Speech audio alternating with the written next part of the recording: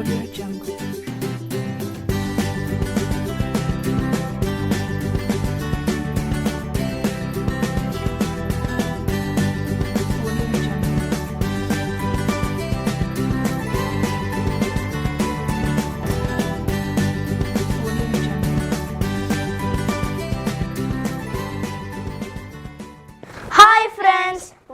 To plus program. Friends, எல்லாரும் எப்படி இருக்கீங்க? நல்லா இருக்கீங்களா? இன்னைக்கு நானும் அபியும் உங்களை எல்லாரும் மீட் பண்ணுறதுக்கு ரொம்ப ஹாப்பியாக இருக்கும். ஓகே ஃப்ரெண்ட்ஸ், இந்த ஹாப்பினஸோட நம்ம ப்ரோக்ராமுக்குள்ளே போயிடலாமா? ஓகே அபி, இப்போ நம்ம ப்ரேயர் சாங்கோட ஸ்டார்ட் பண்ணிடலாமா? Over to prayer song.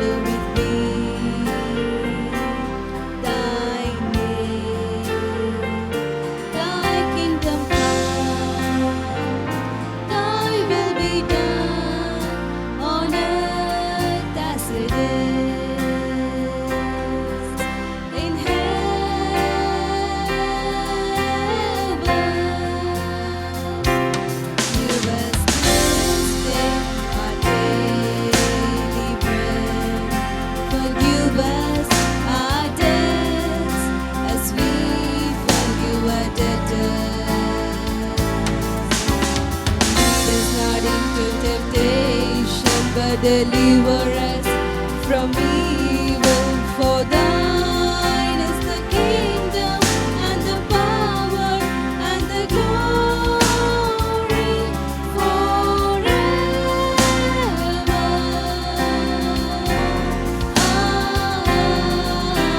Amen.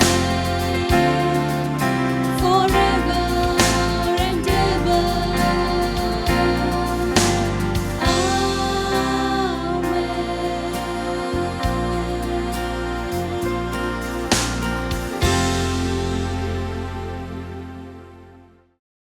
நம்ம ப்ரேயர் பண்ணிட்டு வந்துட்டோம். இப்போ என்ன பண்ண போறோம்? சூப்பரான சாங்க்கு ஆக்ஷன் பண்ண போறோம். எல்லாரும் ரெடியா?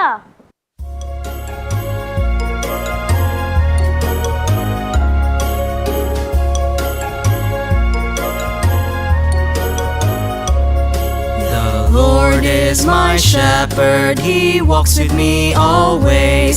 He leads me to green pastures, He walks with me always. Always, always, He walks with me always. Always, always, He walks with me always. The Lord is my shepherd, He walks with me always. He leads me to green pastures, He walks with me always.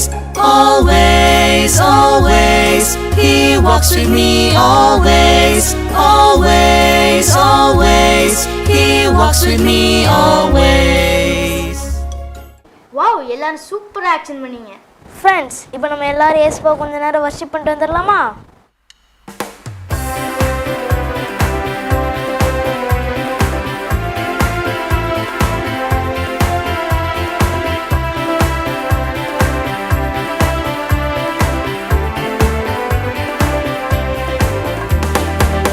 எனது தலைவன் இயேசுராஜன் மார்பில் சாய்ந்து சாய்ந்து மகிழ்ந்து மகிழ்ந்திருப்பேன்.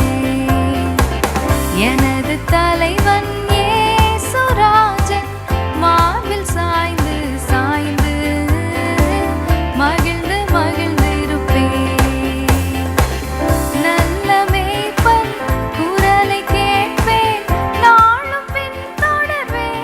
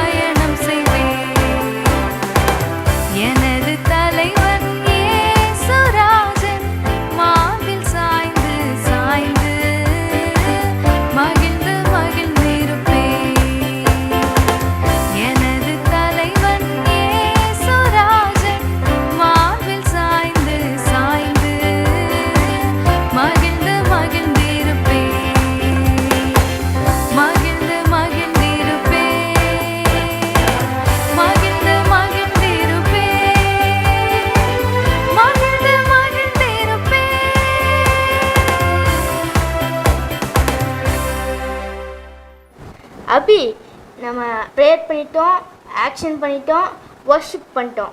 Next என்ன பார்க்க போகிறோம்? சூப்பரான ஸ்டோரி சொல்கிறதுக்கு ஜெஃப்ரி அண்ணா ரெடியாக இருக்காங்க. ஓவர் டு ஜெஃப்ரி அண்ணா. ப்ரைஸ் லார்ட் குட்டீஸ், மீண்டுமா இந்த பிளஸ் ப்ரோக்ராமில் அண்ணா உங்களை மீட் பண்ணுறதுல ரொம்பவே சந்தோஷப்படுறேன். ஸோ இந்த பிளஸ் ப்ரோக்ராமில் இந்த வாரம் ஸ்டோரி செக்ஷனில் நம்மளை யாருடைய கதையை கேட்க போகிறோம் அப்படின்றத தெரிஞ்சுக்கிறதுக்கு முன்னாடி வாரம் வாரம் நம்ம ஆண்டவருடைய ஒரு நாமத்தை நம்ம கேட்குறோம். அந்த நாமத்தின் அர்த்தம் என்ன அப்படின்றதையும் நம்ம பார்க்குறோம் இல்லையா? ஸோ அப்படி இந்த வாரம் நம்ம ஆண்டவருடைய நாமத்தில் என்ன பார்க்க போகிறோம் அப்படின்னா, யெகோவா ரோஹி அப்படின்னா என்ன அர்த்தம் அப்படின்னா கர்த்தர் அண்ட் மெய்ப்பர் அப்படின்னு அர்த்தம். ஸோ இந்த கர்த்தர் அண்ட் மெய்ப்பராக இருக்கிறார், கர்த்தர் அண்ட் மெய்ப்பர் அப்படின்னு சொன்னாலே நம்மளுக்கு யாருடைய கதை ஞாபகம் வரும் அப்படின்னா, எல்லாத்துக்குமே ஃபேவரட்டான டேவிட், அவருடைய கதை தான் ஞாபகத்துக்கு வரும் அப்படி தானே? ஸோ இப்போ அந்த கதையை தான் அண்ணா அவங்கக்கிட்ட சொல்ல போகிறேன். ஒரு சூப்பரான ஒரு டே, ஓகே? அந்த டேயில் ஒரு பையன் அவங்களுடைய அண்ணனுக்கு சாப்பாடு கொடுக்கறதுக்காக, ஓகே, அவங்க அண்ணெல்லாம் தூர தேசத்தில் இருக்கிறாங்க, அவங்க எல்லாத்துக்கும் போய் சாப்பாடு கொடுக்கறதுக்காக லஞ்ச் பேக் எல்லாத்தையும் தூக்கிட்டு ஓடியே போகிறான், ஓகே? அந்த பாய் தான் யார் அப்படின்னா நம்மளுடைய ஹீரோ டேவிட், ஓகே? அவர் என்ன பண்ணுறாரு அப்படின்னா, அண்ணனுக்கு சாப்பாடு கொடுக்கணும்னு சொல்லி அப்பா சொல்லியிருக்கிறாருன்னு சொல்லி அவருடைய வேலையில் கரெக்டாக போய் அவங்களுக்கு சாப்பாடு கொடுக்கறதுக்காக ஓடியே போகிறாரு. அங்கே போய் பார்த்தா பயங்கர கூட்டமாக இருக்குது. அந்த கூட்டத்தை தாண்டி பெருசாக யாரோ ஒருத்தங்க நிற்கிறாங்க. யாரா அதுன்னு சொல்லி பார்த்துக்கிட்டே இங்கே போகிறப்போ அந்த ஹைட்டான ஆளு, நல்லா ஸ்ட்ராங்காக என்னெல்லாமோ ட்ரெஸ் போட்டிருக்கிறாரு, ஓகே? பயங்கரமான ஆர்மர் அப்படி இப்படின்னு சொல்லி பயங்கரமாக ட்ரெஸ் பண்ணி ஒருத்தர் நிற்கிறாரு. யாரா அவருன்னு சொல்லி பார்த்துட்டு இந்த டேவிட் சாப்பாடு கொடுக்க போன அந்த தாவீது வந்து போய் பார்த்தா அந்த ஹைட்டான ஆளு, பயங்கரமான ஆளு பேர் கோலியாத் போல, ஓகே? அந்த கோலியாத்துன்னு சொல்லி ஆப்போசிட் டீம்ல இருந்து நிறைய பேர் கத்துறாங்க. அவங்க யாரு அப்படின்னா பெலிஸ்தியர்கள், ஓகே? அவங்கெல்லாம் இப்படி கத்துறப்போ இந்த சைடில் இஸ்ரவேல் ஜனங்கள்லாம் ரொம்ப பயந்து போயிருக்கிறாங்க. ஏன் அப்படின்னா அவ்வளோ பெரிய வாட்ட சாட்டமா இருக்கிற ஒரு ஆள் அங்கே நிற்கிறாரு. இவரை எப்படி நம்ம ஜெயிக்க போறோம்? அவன் என்ன சொல்றான்னு பார்த்தா, உங்களில் யாராச்சும் ஒருத்தங்க என் கூட வந்து சண்டை போடுங்க, யார் ஜெயிக்கிறாங்களோ அவங்க இன்னொருத்தங்களுக்கு அடிமை அப்படின்ற மாதிரிலாம் கூப்பிட்டுட்டு இருக்கான். 1-on-1 வாங்க என் கூட சண்டைக்குன்னு சொல்லி. இதை பார்த்துட்டு அங்கே இருக்கிற இஸ்ரவேல் ஜனங்கள்ல யாருமே ரெடியா இல்லை போய் அவங்க கிட்ட சண்டை போடுறதுக்கு. சாப்பாடு கொடுக்க போன ஒரு மெய்ப்பனான தாவீதுக்கு இது பார்த்து கோவம் வருது, ஓகே? அண்ணனுங்களுக்கு சாப்பாடு கொடுக்க போன இந்த டேவிட் வந்து என்ன பண்றாரு, நான் உன் கூட போட்டி போடுறேன், யார் கூட? அவ்வளோ பெரிய ஸ்ட்ராங்கான ஆளு, ஓகே? இவனை விட வளர்ந்தவங்கலாம் இருக்காங்க, அவங்க யாருமே சண்டைக்கு போறதுக்கு பயந்துட்டு இருக்கிற அந்த கோலியாத் கிட்ட யார் வந்து போய் நான் வந்து உன் கூட சண்டை போடுறேன் அப்படின்னு சொல்றான்னு பார்த்தா டேவிட் சொல்றான், ஓகே? இப்படி சொல்லிட்டு டேவிட் வந்து கோலியாத் கூட சண்டை போடலாம் அப்படின்னு சொல்றாங்கன்னு சொல்லிட்டு ஒரே ஒருத்தன் தான் ரெடியா இருக்கான். யாருன்னா இந்த சின்ன பையன். இப்போ இந்த சின்ன பையனை நம்ம சண்டைக்கு அனுப்ப போறோமா இல்லையான்னு சொல்லி அந்த நாட்டோட ராஜா கிட்ட கொண்டு போய் விடுறாங்க, ஓகேங்களா?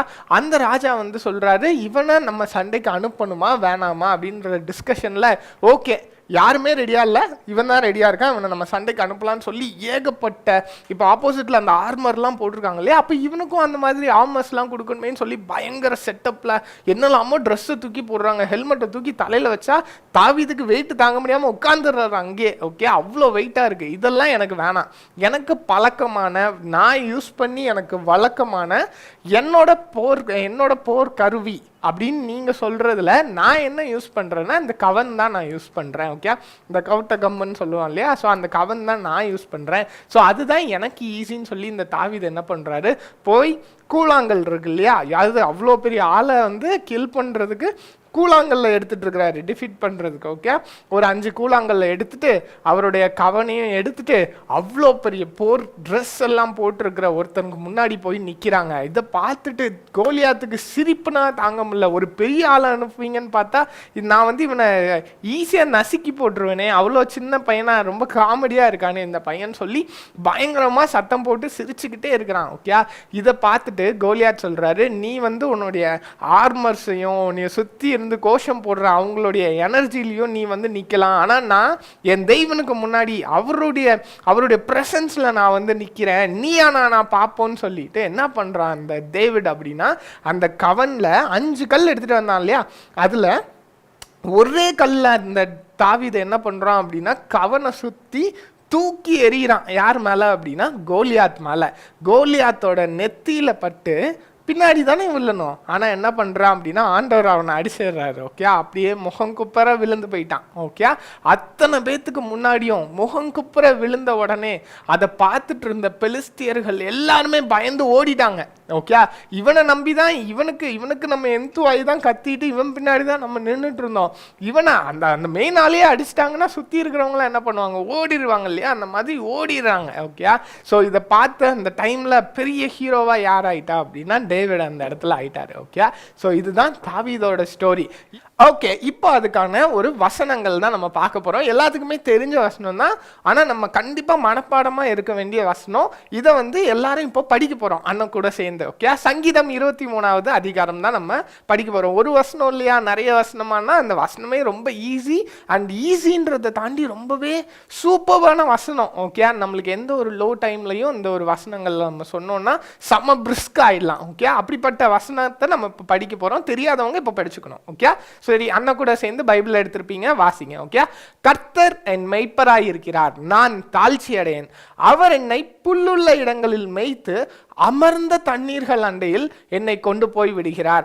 அவர் என் ஆத்துமாவை தேற்றி தம்முடைய நாமத்தின் நிமித்தம் என்னை நீதியின் பாதைகளில் நடத்துகிறார். நான் மரண இருளின் பள்ளத்தாக்கிலே நடந்தாலும் பொல்லாப்புக்கு பயப்படேன், ஏனெனில் தேவரீர் என்னோடே கூட இருக்கிறீர். உமது கோலும் உமது தடியும் என்னை தேற்றும். என் சத்துருக்களுக்கு முன்பாக நீர் எனக்கு ஒரு பந்தியை ஆயத்தப்படுத்தி என் தலையை எண்ணெயால் அபிஷேகம் செய்கிறீர். என் பாத்திரம் நிலம்பி வழிகிறது. என் ஜீவனுள்ள நாளெல்லாம் நன்மையும் கிருபையும் என்னை தொடரும். நான் கர்த்தருடைய வீட்டிலே நீடித்த நாட்களாய் நிலைத்திருப்பேன். ஆமென். ஓகே, எல்லாருமே இந்த வசனங்களை கண்டிப்பா மனப்பாடமா படிச்சுக்கணும். ஓகே, ஸோ இந்த கதையில இருந்து இன்னைக்கு நம்ம என்ன தெரிஞ்சுக்கிறோம் அப்படின்னா, தாவீது கிட்ட இருந்த குவாலிட்டி ரொம்ப ரொம்ப சூப்பரான குவாலிட்டி. ரொம்ப தைரியமா இருந்தான், அவனுக்கு ரொம்ப பழகின விஷயங்கள், நிறைய விஷயங்கள் அவன் ப்ரிப்பேர்டா இருந்தான். ஓகே, ஆண்டவர் நம்மளுக்கு நிறைய டே டு டே ஆக்டிவிட்டிஸ் கொடுப்பாரு. இது ரொம்ப சாதாரணமான விஷயம் தானே அப்படின்னு நீங்க நினைக்கலாம்.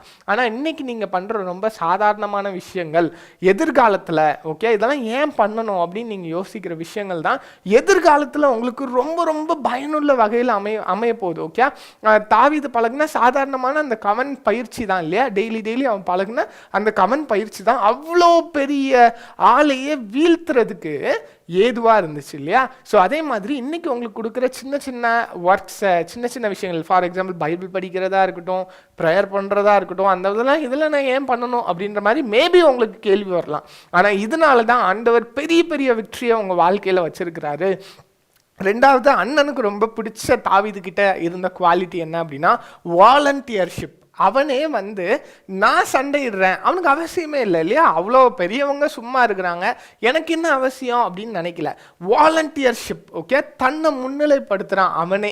ஓகே, ஸோ அப்படி அவனே நான் இதை பண்ணுறேன் அப்படின்ற வாலண்டியர்ஷிப் இருக்குல்ல, அது கிறிஸ்டியன்ஸாக இருக்கிற எல்லாத்துக்குமே. ஓகே, கிறிஸ்டியன்ஸ் இல்லை, அதெல்லாம் தாண்டி ஒரு மனுஷனாக ஒருத்தருக்கு இருக்க வேண்டிய ஒரு குட் குவாலிட்டி என்ன அப்படின்னா வாலண்டியர்ஷிப் தான். ஓகே, ஸோ அதுவும் உங்ககிட்ட இருக்கணும் அப்படின்னு சொல்லி நான் கேட்டுக்கிறேன். Okay, thank you so much kitties. இந்த வாரம் இந்த ஸ்டோரி உங்கள் எல்லாத்துக்குமே பிரயோஜனமான வகையில் அமைஞ்சிருக்கும். இதே மாதிரி நல்ல நல்ல ஸ்டோரிஸோட அண்ணன் உங்களை மீட் பண்ணுறேன்.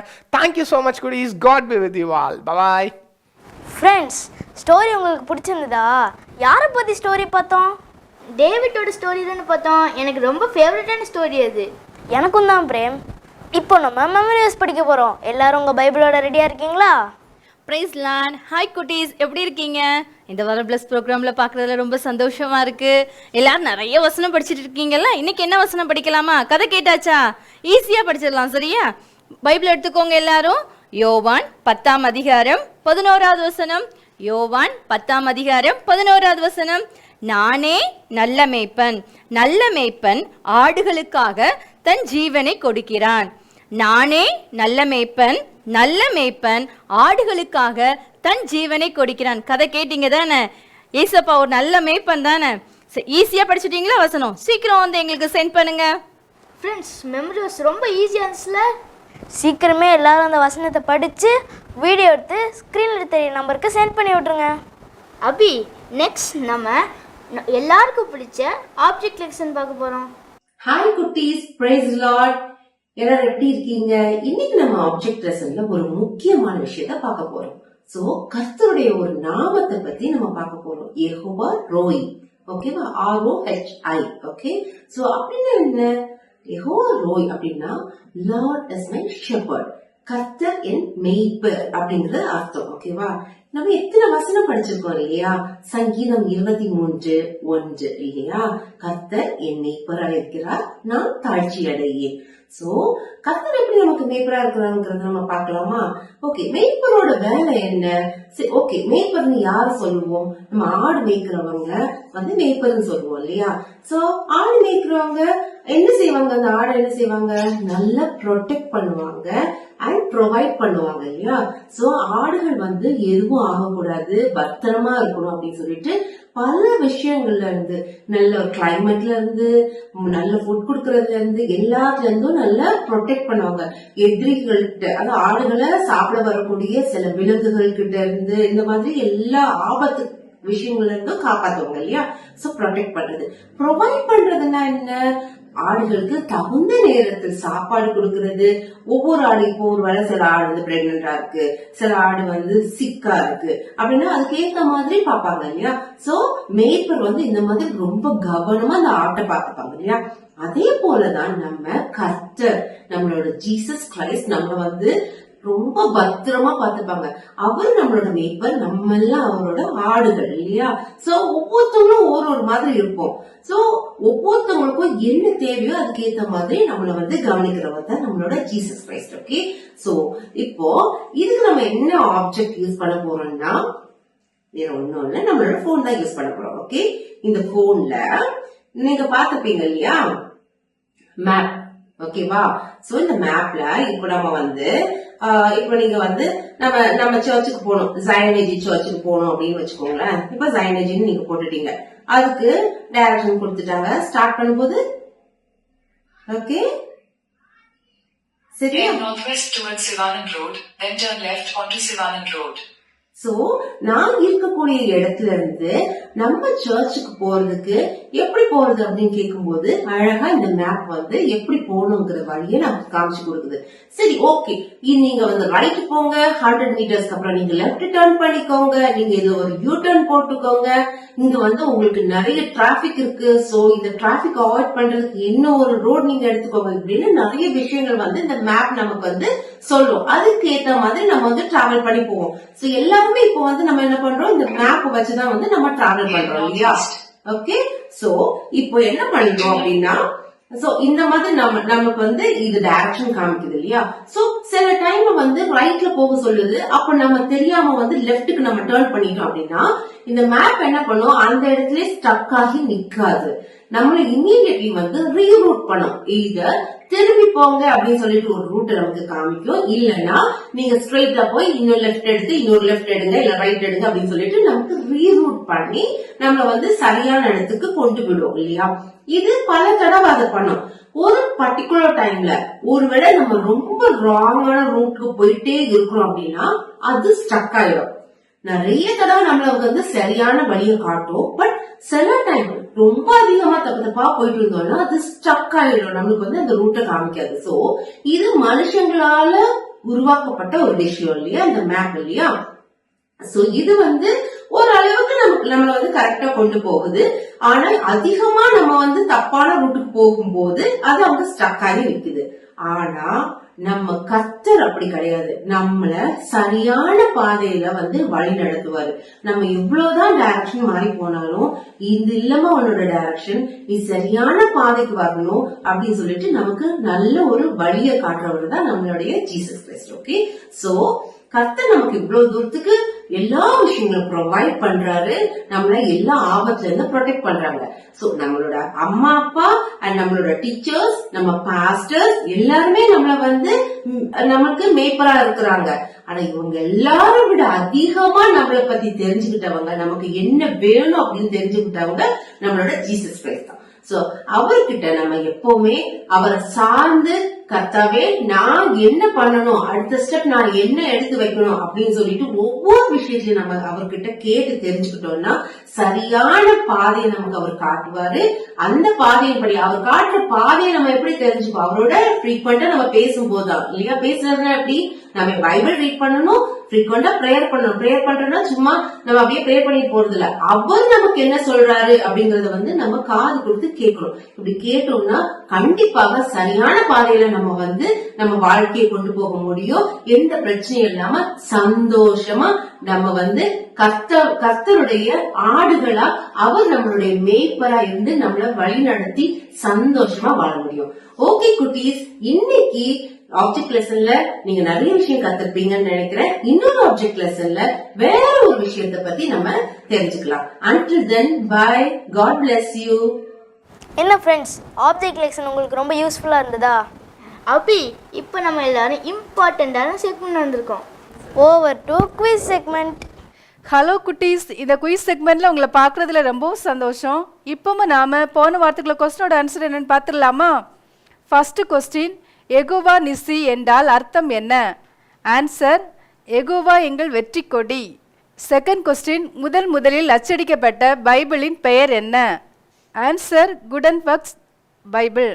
தேர்ட் கொஸ்டின், ஜென்ரலாக ஒரு கொஸ்டின் கேட்டிருந்தோம். நோவா கட்டின பேழையின் நீள அகல உயரம் என்ன? ஆன்சர், நீளம் 300 முழம், அகலம் 50 முழம், உயரம் 30 முழம். ஆன்சர் சரிப்பின எல்லாருக்கும் வாழ்த்துக்கள் குட்டீஸ். என்ன குட்டீஸ், இந்த வாரம் உள்ள ப்ரோக்ராமில் உங்களுக்கு பிடிச்சிருந்துச்சா? அதில் இந்த கொஸ்டின் என்னென்னு பார்த்துடலாமா? ஃபர்ஸ்ட் கொஸ்டின், யெகோவா ரோகி என்றால் அர்த்தம் என்ன? செகண்ட் கொஸ்டின், தாவீது தோற்கடித்த பெலிஸ்திய வீரன் யார்? தேர்ட் கொஸ்டின், ஜென்ரலாக ஒரு கொஸ்டின், இஸ்ரவேலின் முதல் ராஜா யார்? என்ன குட்டீஸ், இந்த கொஸ்டினோட ஆன்சர் உங்களுக்கு தெரியும் தானே? சீக்கிரமாக வாய்ஸ் ரெக்கார்ட் பண்ணியோ இல்லை டைப் பண்ணியோ ஸ்க்ரீனில் தெரிகிற வாட்ஸ்அப் நம்பருக்கு எங்களுக்கு சென்ட் பண்ணி விட்டுருங்க. தேங்க்யூ. என்ன ஃப்ரெண்ட்ஸ், கொஸ்டின்ஸ் ரொம்ப ஈஸியாக இருந்துச்சா? எல்லா ஆன்சர்ஸ் உங்களுக்கு தெரியும் தானே? எல்லா ஆன்சர்ஸையும் எழுதியோ இல்லை டைப் பண்ணியோ ஸ்க்ரீனில் தெரியிற நம்பருக்கு சென்ட் பண்ணி விட்டுருங்க. இப்போ நம்ம எல்லாருக்கும் பிடிச்ச பப்பட் டான்ஸ் பார்க்க போறோம். Over to puppet dance.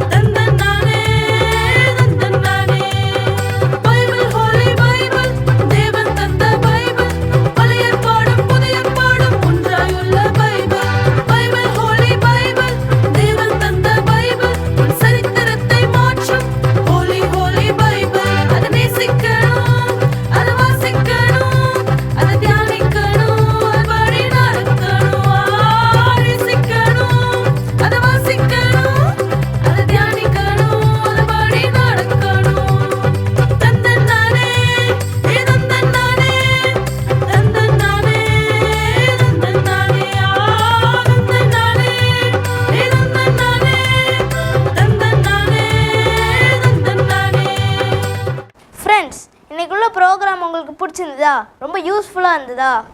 இதே மாதிரி சூப்பரான ப்ரோக்ராமோட நாங்கள் நெக்ஸ்ட் வீக் மீட் பண்ணுறோம். Until then, bye.